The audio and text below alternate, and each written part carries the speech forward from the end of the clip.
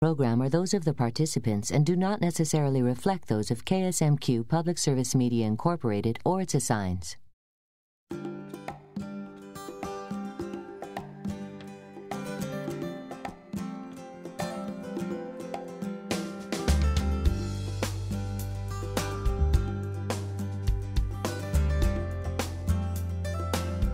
This week on Garden Connections, we're preparing a veggie garden. Is your green thumb ready? Stay with us. You're watching Garden Connections.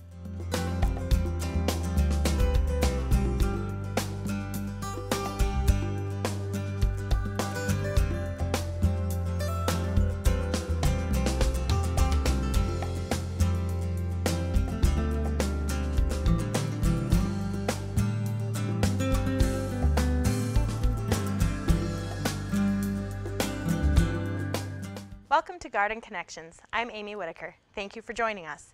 I'm happy to introduce Jim and Cindy, and they are here to help us start a vegetable garden. We welcome your participation in preparing for spring planting. Call in and pose your question. So, Jim and Cindy, there's so much to know about vegetable gardening. Where do we start? Good question. Well, it is a Good Friday coming up.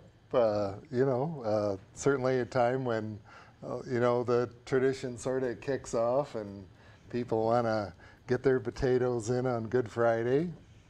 So maybe we'll start some potatoes. Start some potatoes there, yeah. All right, I see you've got a couple of different varieties here. What do we need to know when we are selecting our potatoes and planting them? Well, first of all, make sure that they're certified seed potatoes.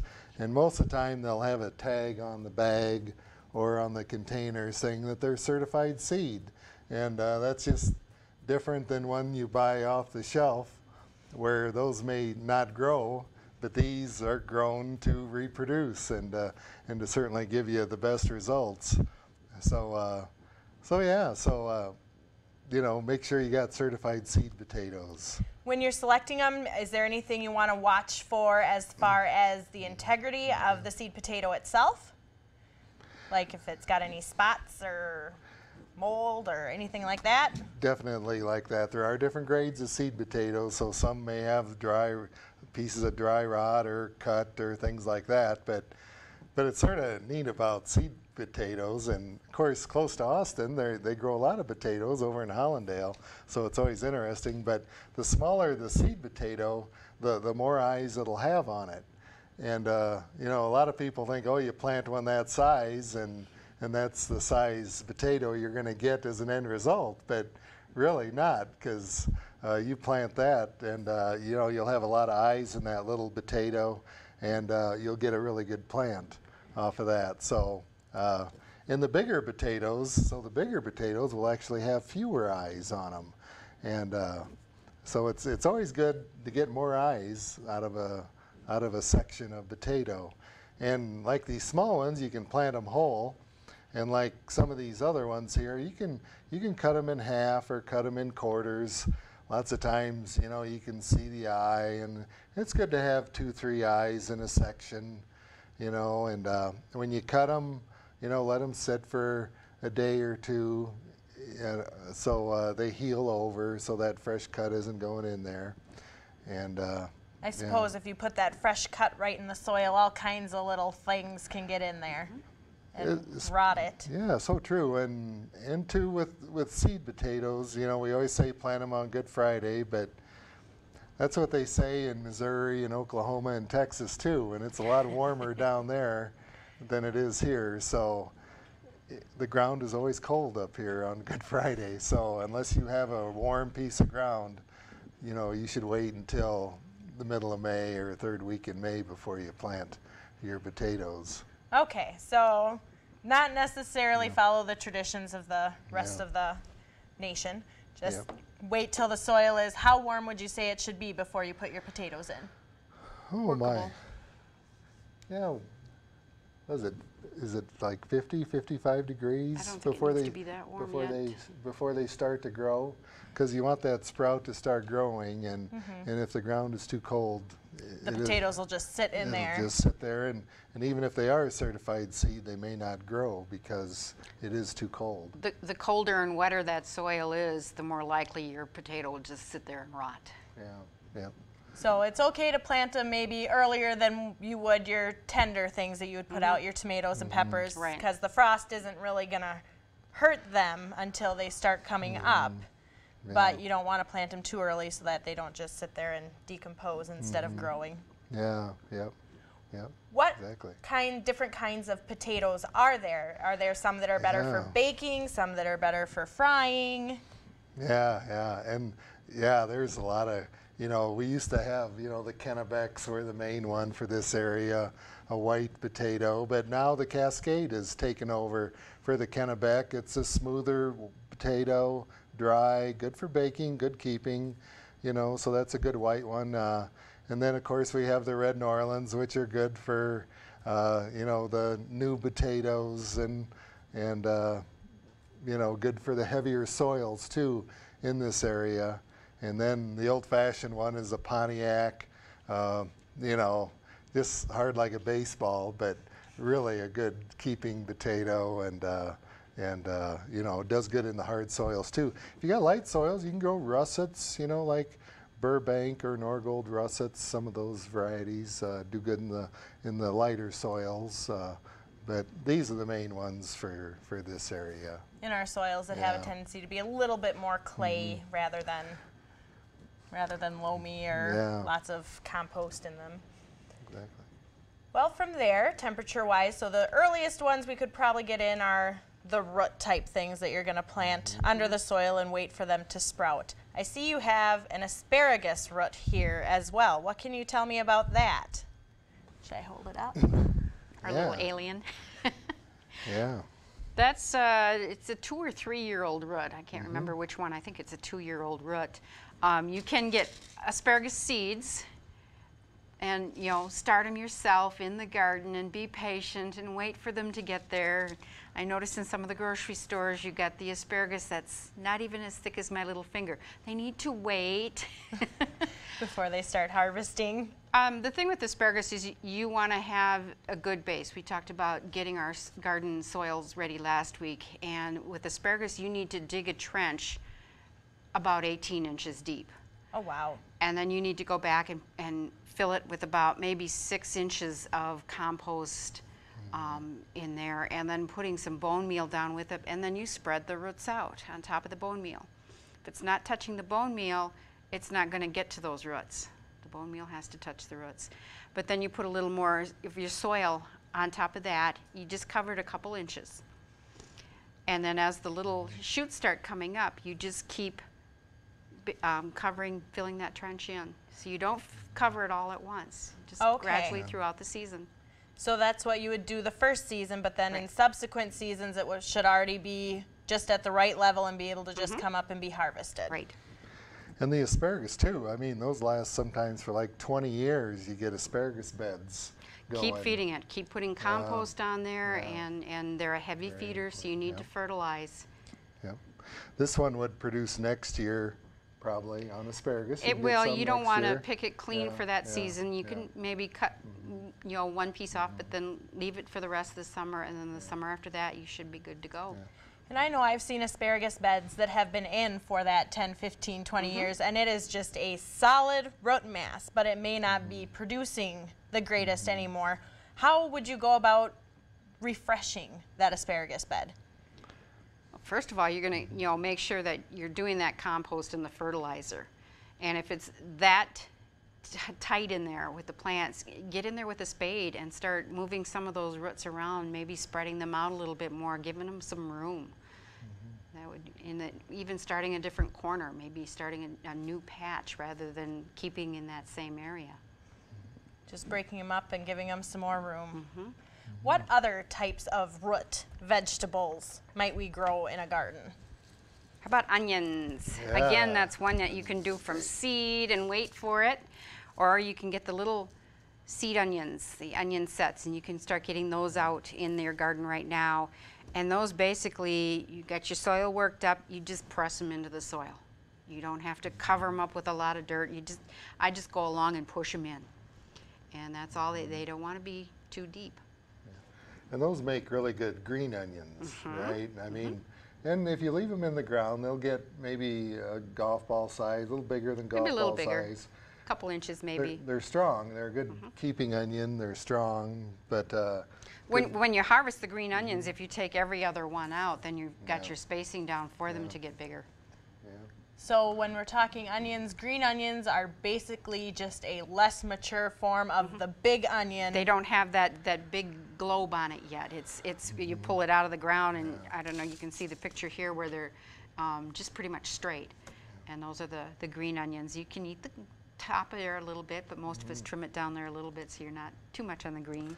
And too, it's great to plant those around your garden too. If you have a rabbit problem or a problem with deer, whatever, it's an old-fashioned thing. The the onion smell and garlic of onion. thing.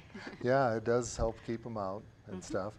And then too, of course, if you want the really big onions, like the Walla Wallas or the Vidalias, which are also called Granix onions, or the candy onions, those come in plants and those come in bunches. They'll usually be a bunch of plants with about 100. 50. No, it's only about 50. Okay, about 50 or so plants in there, and those get to be the big ones. And a lot of those are very sweet. Of course, like the Granix or the Vidalia or the Walla Walla. And those, are fun because, well, of course, you can pull them as green onions, or you can, space them out and let them get big too. And but those you plant on top of the ground. You want to keep them up toward the top. Okay. And so that's always fun to do those too. And those you'll see in the garden centers toward the end of April or so, and in that time frame. So those are ones that you would either have to start the seed early yourselves or probably get some started plants from a garden center because our growing season might be a little short. Yeah, exactly. Any other root types? Carrots? Maybe carrots, well, I've got all radishes? kinds of seeds in here right now and different things. So you can start your carrots, and this one is a seed tape where you pull that out. The seed is already spaced on there, so you just pull it off. It says 500 seeds, and it's 39 foot. Well, most of us don't have a 39-foot row of carrots, so you can cut that down to the size that you need. Or you've got the regular carrots that you can, do those. They're coming up with all different colors and things, so this one is the science mix where it's, different colored carrots, so purple ones and yellow ones and white ones. I think my kids might have fun with those. Beets are another one, and everybody's kind of see the round ones, but they've also got the cylindrical ones, and I've even got a golden one here. I've got some that have the little white rings inside, so when you cut that beet, it has all the little white circles in there too. So beets are another one. Radishes, and again, lots of different kinds of radish. We've got black ones, and we've got the daikon, which is the long. They use them, on some of the different cooking shows. Daikon radishes. So radishes are another one. I like to put radishes in my potato salad, but if my husband sees the red, he won't eat it. Maybe I should try the white. I don't think that would be as conspicuous. And see what happens. Don't think he'd notice it If then, it's the color. Some other things that you can be starting earlier too are a lot of the different cabbage plants, the cole crops. I've got some, down on that end, the cabbage, where you can start your little plants and get them going, or you can buy them in little 4-packs here. We got some cabbage there. But these are related. The kohlrabis are related. You can do Brussels sprouts and broccoli. You can start getting those in the cooler temperatures. They like it cooler rather than hot. With the way our spring has gone so far, it seems as though we may be able to start putting some of those out. I was in my garden this weekend, and it's but like, oh, my dirt's ready. Yeah, but then you never know. We Right. could get March and April. Back in the corner where I have one of my compost pile, it was ice. I was digging in ice. So some other things you can start early are like the spinach. There's different spinach. I've got one with a red vein in it, which is something kind of new. And then the lettuce. You've got the traditional leaf lettuce, and then you've got the different mixes with the different colored and the different types of leaves in those too. So those are some other. And then Swiss chard is one that you can start early. And again, you can get some different colors on those. And Swiss chard, probably one of the healthiest leafy greens there is, you know, a lot of, very good. You see a lot of shows on Swiss chard cooking and stuff, so. I think, you know, being in the north, we're not used to that. It was very popular down in the south, and it's moving up, but some of us poor little northerners haven't caught on to it yet. So. I just keep thinking this stuff is all so colorful, and how fun would it make your plate look at dinner time? Well, it looks kind of like you have things categorized here a bit. Is there a rhyme or reason to how you've laid them out? A little bit, you know, kind of my things that you can plant in cool weather over here, except I've got the peas over here in the middle next to the beans. And Amy, I'm going to have you hold that Fix and Grow up.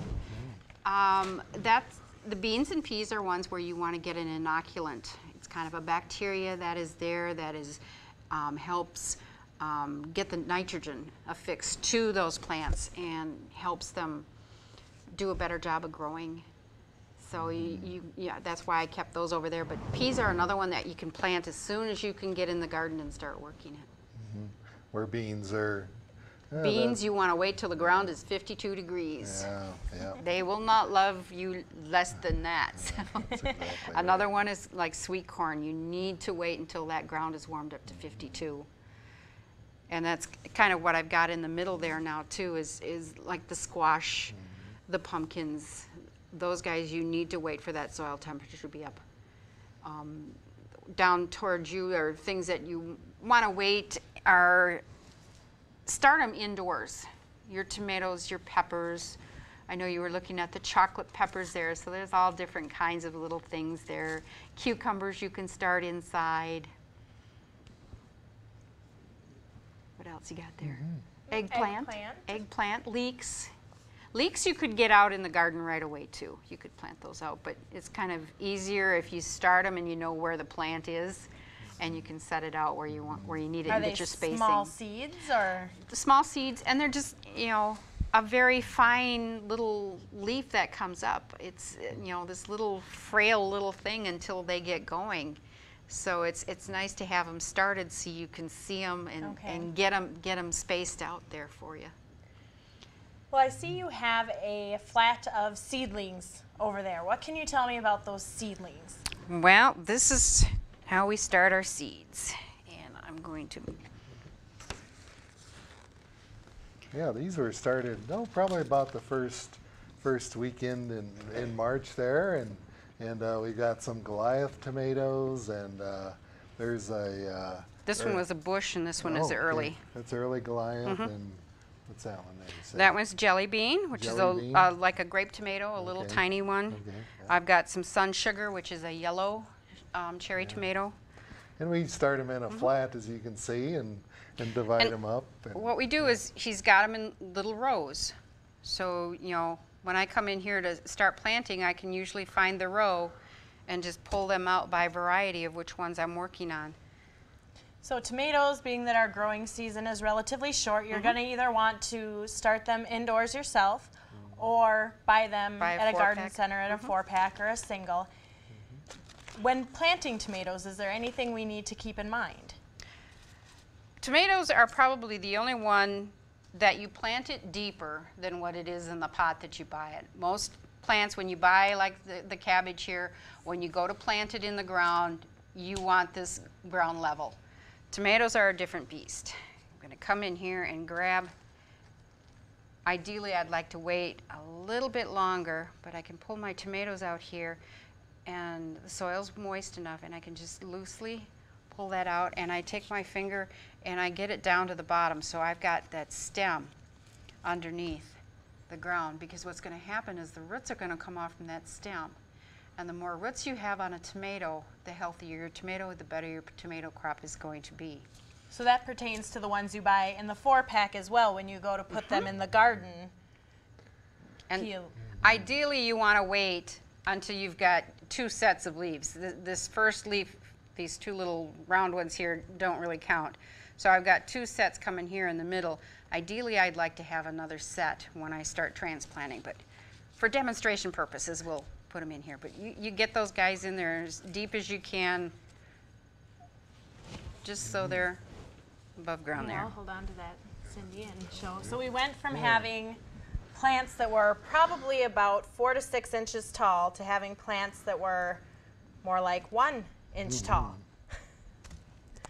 Yeah, and the important thing too is, you know, if you're starting your tomato seeds, and you know, you want to sort of keep them cool once they're up, because if they get warm, they're going to start stretching on you and get real tall. And then These guys are stretching now because the greenhouse is getting warm. It is there, and then we gotta keep them cooler. Maybe we'll move them in a little cooler greenhouse or something. But at home too, you can do that. You can maybe set them down on the floor, or maybe set them outside in a protected area or something During the day. During the day, and bringing them in at night. So yeah, and that gives you, you know, you keep them cool. They get that nice big thick stem on them. And they'll grow slow too. You definitely want them to grow slow. And then, you know, once these, you know, like the 3rd week in May, you know, those are going to be about that tall or so. And there again too, you bury it down. You bury it down when you take it out to your again there, yeah. Peel the leaves right off and yeah, stick it down in. Yeah, put it right back down in there again. And yeah, so. So when we're planting our vegetable garden, when we're laying it out, what do we need to consider about spacing these items, or, you know, the best use of our vegetable garden space? A lot of us don't have a lot of room. Those that don't have very much room at all are going to want to stay away from the sweet corn, which ideally you want to have 4 rows for proper pollination. Things like pumpkins and squash, where each plant takes, you know, 8 square feet. You know? The packages will tell you how much spacing. Things like beets, when you plant those, you need to get out there later on and space those little tiny plants for about 2 inches apart from each other. The tomatoes, you're going to want like 18 to 24 inches between your plants so that they've got room to grow and produce properly, and ventilation. You start crowding them too much and disease will get in there and it's lost. Yeah, and I think we've seen, you know, the square foot gardening is really popular, where, you know, you have a small area and you know, and to put your, you know, lettuces and your radishes, and, you know, you don't need a big row between them. You can do short rows. And then too, of course, you can replant, you know, it doesn't take long to get a crop of lettuce during the summer, or green beans too, you know, there's a lot of flexibility there to start green beans early, you know, and every couple weeks start a new little row of green beans to keep them coming through the summer. So the thing too with the smaller gardens is, rather than doing a row of beans, do it a wide row, so you can get, you know, stagger the beans, as long as you got them about 6 inches apart on the bush beans. You know, every 6 or 8 inches doing one, and then do a side, you know, in between over, so you have a wide row of beans rather than one skinny row. With a path. And then a wide path. So lettuce is another one where you can just do a block with like the mixed lettuces, and you don't need it in a row. You can do a block, and I use mine as borders. And I know we hear a lot about companion crops and rotating your crops. Maybe starting with companion crops. What would be a good way to go about creating, you know, the companion part of it? Yeah, we have a sheet here that we kind of go off from. There's some plants that work well together. I know, like, see if I can find it on here, sweet corn. Sweet corn works great with beans and peas and cucumbers and squash, because the squash and cucumbers can crawl around the bottom of the corn and not hurt them. And, you know, the peas can almost climb the sweet corn, and, you know, they're helping each other there. on the same hand, there's things to avoid. So with the sweet corn, you don't want to have tomatoes in there because they're both very hungry plants and they will just fight each other. And I suppose they would probably crowd in shade and everything else to boot. Some other things, tomatoes are great with garlic. Putting garlic around that kind of keeps some of the insects and varmints, we'll call them, away from their tomatoes there a little bit, and they grow well together. Pole beans, corn, marigolds, radishes, that they work well together. Things to avoid with those, kohlrabi, onions, garlic, and fennel. Doesn't work with the pole beans. And tomatoes, I mean, you can do a lot of different herbs around tomatoes too, right? Yep, basil's always good around tomatoes. Yeah. But you want to stay away from like the dill or something like that would obviously crowd it out something too much, yeah. And then what about rotating our crops? Okay. Why would we want to rotate? If you have your tomatoes in the same spot every year, the diseases that you get in your tomatoes will be in the same spot every year. They don't have to go anywhere, and it's a given it's going to be there for you. So if you can, if your garden is big enough and you can move it from one side to the other, or moving it so each year it's not in the same spot, that will help with disease control. And it's the same with other crops too, that if there's a disease that's been into your squash, the insects and whatever, they'll still be there. Well, if you put something else in there that they don't eat on, well then they'll start go away. Go away. And So the idea behind rotation is if you see a recurrent problem on a vegetable in an area, then chances are it's time to move it somewhere else just to try to correct or avoid having that same problem again. Diversity is good in the garden, to really, diversity and keep things mixed up, like Mixed you up say. and different.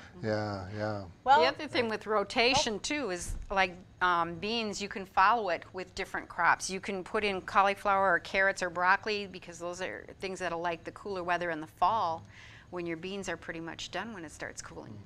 And unfortunately, we are out of time already for the day. And thank you all for joining us. And for more information, log on to ksmq.org and click on Garden Connections. You can catch past episodes, join the blogs, and tell us about your garden experiences. Now that your vegetable garden is on its way, next week we'll talk about more ideas for your garden. Thank you for joining us. I'm Amy Whitaker. See you next week.